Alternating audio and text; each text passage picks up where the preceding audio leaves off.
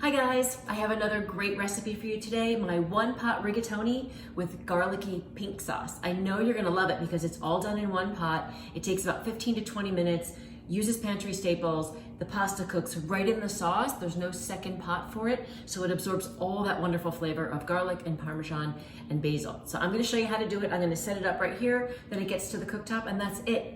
20 minutes and dinner is on the table. So first, I'm gonna load up the ingredients in this big pot. So I've got 2 cups of tomato sauce. That can be from a carton or a can. Is a 15-ounce can. You can do that too. That would be fine.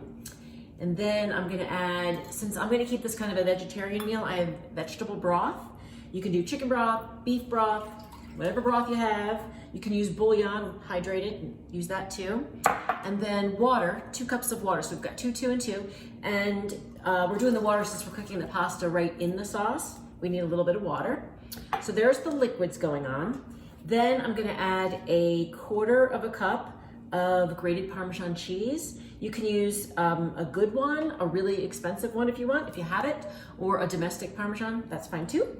And then 2 teaspoons of dried basil, and dried herbs are fine here because we're cooking in the sauce. The pasta's gonna cook in the sauce, so the herbs are gonna have a chance to bloom and release their beautiful fragrance into the sauce. And here's my secret weapon. I love dried minced garlic. It's sold right in the spice aisle next to the garlic powder and the garlic salt, but it's flakes. It's actual flakes of minced garlic. It adds a great garlic flavor and a little bit of a toastiness. So it's almost like you sauteed the garlic first.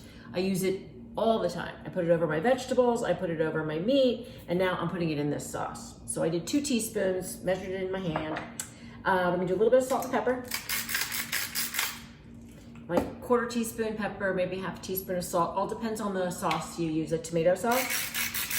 So you're gonna wanna taste this, season it to taste after it cooks. Okay, now I'm gonna whisk that, so that's it. That's all the sauce right there. Whisk it together.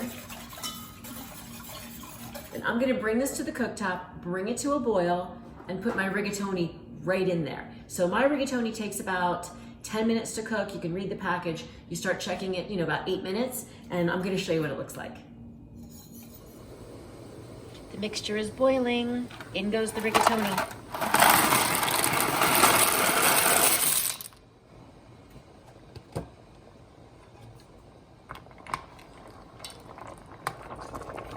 Stir the pasta frequently, and if you need to, turn the temperature down so you keep it at a nice low boil.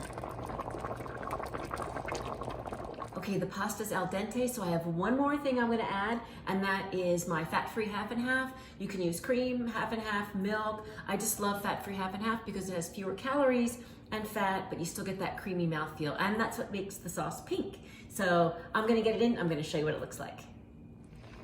So it's been 10 minutes. The pasta has absorbed all that sauce. Gorgeous. And here comes my fat-free half and half. And we're just gonna let that heat through for about a minute, and then we're ready to serve. Here's how I like to serve it.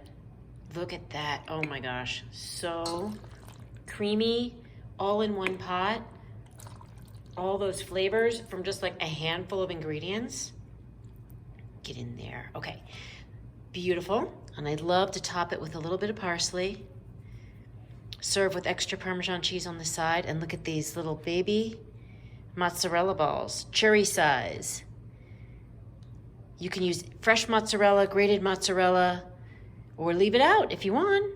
But look at that. Isn't that beautiful? Doesn't that look amazing? It totally is. And what's even more amazing is that you can do it all in one pot.